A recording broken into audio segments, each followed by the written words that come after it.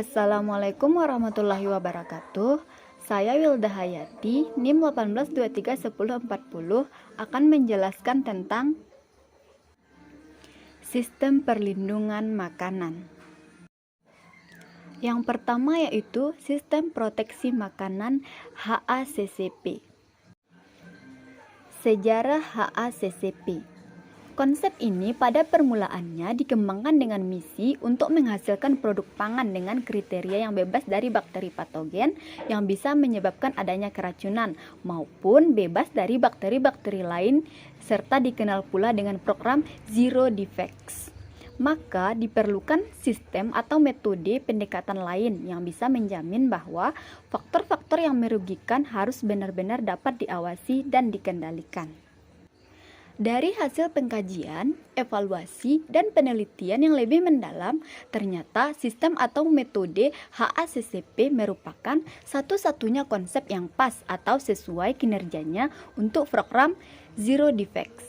Kemudian, atas inisiatif perusahaan industri pengolahan pangan Filbury Company, konsep sistem manajemen HACCP tersebut lalu dipresentasikan dan dipublikasikan pada tahun 1971 dalam Konferensi Perlindungan Pangan Nasional di Amerika Serikat. Sistem HACCP atau Hazard Analysis Critical Control Point.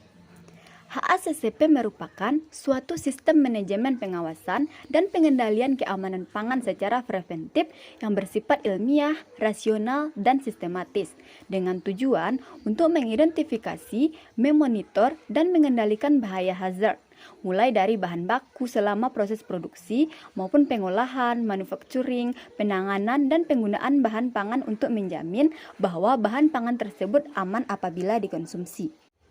Dengan demikian, dalam sistem HACCP ini, bahan atau materi yang dapat membahayakan keselamatan manusia serta yang merugikan ataupun yang dapat menyebabkan produk makanan menjadi tidak disukai dapat diidentifikasi dan diteliti, di mana kemungkinan besar terjadi kontaminasi atau pencemaran atau kerusakan produk makanan, mulai dari penyediaan bahan bakunya selama tahapan proses pengolahan sampai distribusi serta sampai penggunaannya. Kunci utama HACCP ini adalah antisipasi bahaya dan identifikasi titik kendali kritis.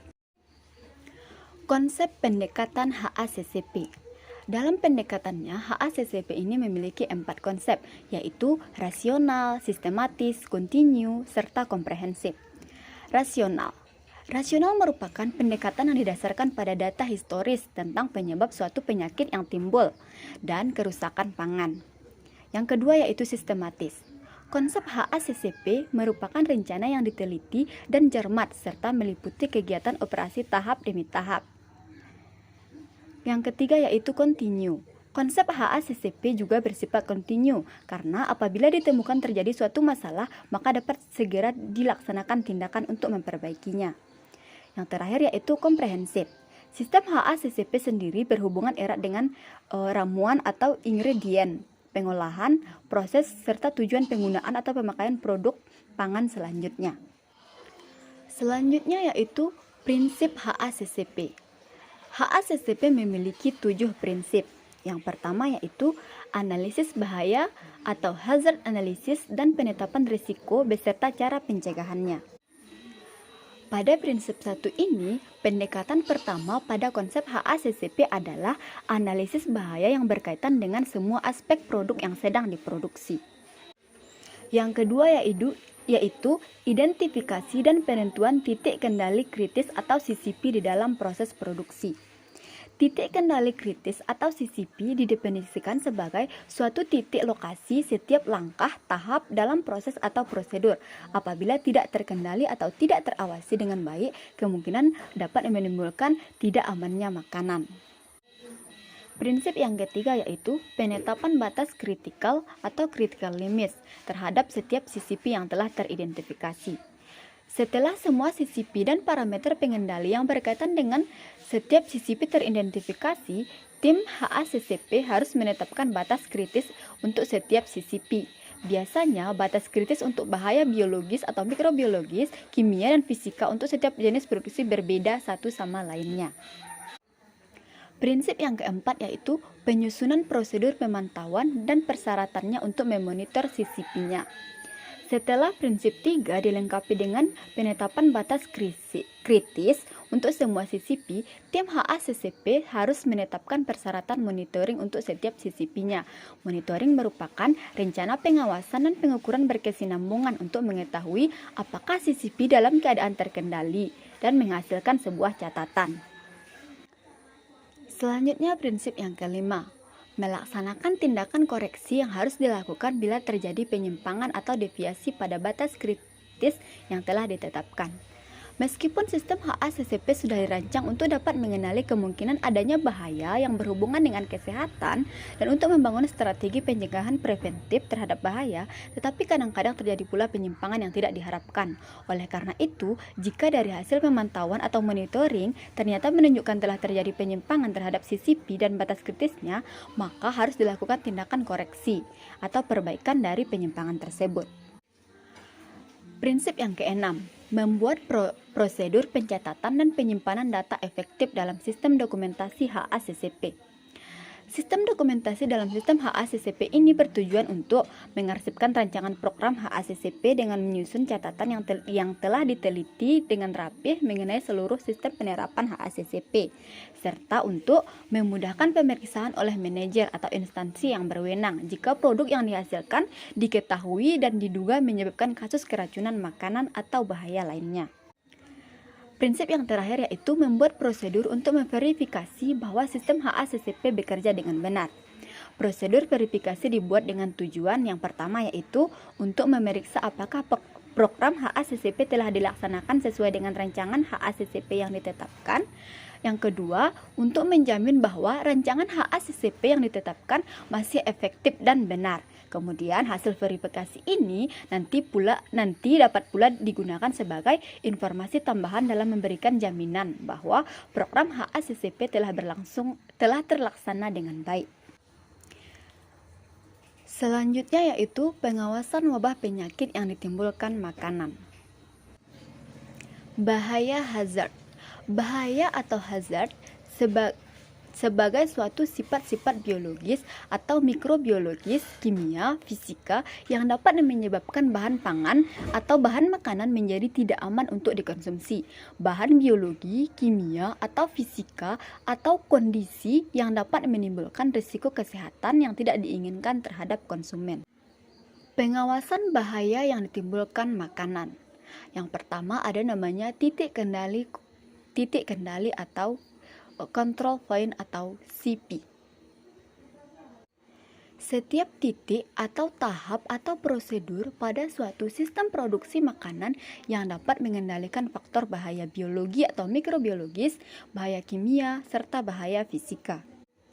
Yang kedua yaitu titik kendali kritis atau CCP. Setiap titik tahap prosedur pada suatu sistem produksi makanan yang jika tidak terkendali dapat mengakibatkan risiko kesehatan yang tidak diinginkan. Maka setiap titik tahap prosedur yang jika terkendali dengan baik dan benar dapat mencegah atau menghilangkan serta dapat mengurangi adanya bahaya. Batas kritis atau critical limits merupakan batas toleransi yang harus dipenuhi serta dicapai yang menjamin bahwa CCP dapat mengendalikan secara efektif bahaya yang mungkin timbul atau suatu nilai yang merupakan batas antara keadaan tersebut apakah dapat diterima serta tidak dapat diterima. Selanjutnya yaitu bahaya-bahaya yang terdapat dalam makanan. Yang pertama yaitu bahaya biologis atau bahaya mikrobiologis. Bahaya biologis atau mikrobiologis disebabkan oleh bakteri patogen atau virus serta parasit yang dapat menyebabkan keracunan atau penyakit atau infeksi. Misalnya seperti yang disebabkan oleh E. coli patogenetik, Listeria monocytogenesis, serta Bacillus sp.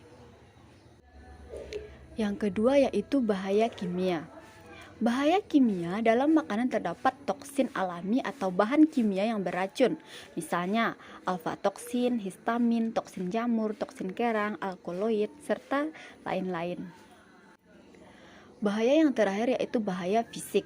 Bahaya fisik yaitu karena adanya benda-benda asing yang seharusnya tidak boleh terdapat di dalam makanan, misalnya seperti pecahan gelas, potongan kayu, duri, logam, kerikil, serta serangga dan tulang. Selanjutnya, penyebab kontaminasi dan basinya makanan.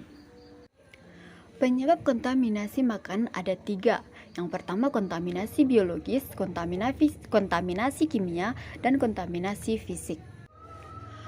Kontaminasi biologis. Kontaminasi biologis, beberapa penyebab kontaminasi biologi atau mikrobiologis ialah parasit, protozoa, dan cacing, serta virus, bakteri, patogen yang dapat menyebabkan keracunan dan infeksi pada manusia.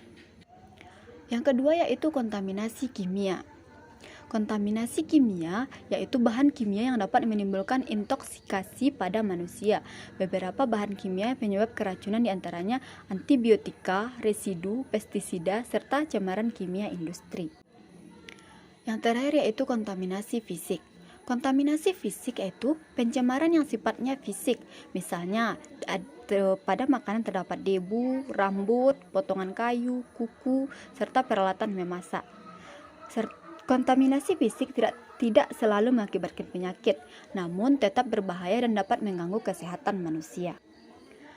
Penyebab basinya makanan. Penyebab basinya makanan ada 3 hal. Yang pertama yaitu oksidasi alami, yang kedua karena enzim, yang ketiga karena pengaruh mikroorganisme. Yang pertama karena oksidasi alami. Oksidasi adalah interaksi antara molekul oksigen dengan zat lain seperti logam hingga jaringan hidup.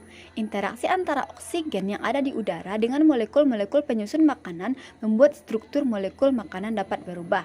Misalnya saja, jika teroksidasi dari makanan adalah vitamin dan lemak, maka akan menyebabkan bau dari makanan yang sudah basi karena bau itu disebabkan karena terjadinya oksidasi antara molekul lemak dengan udara.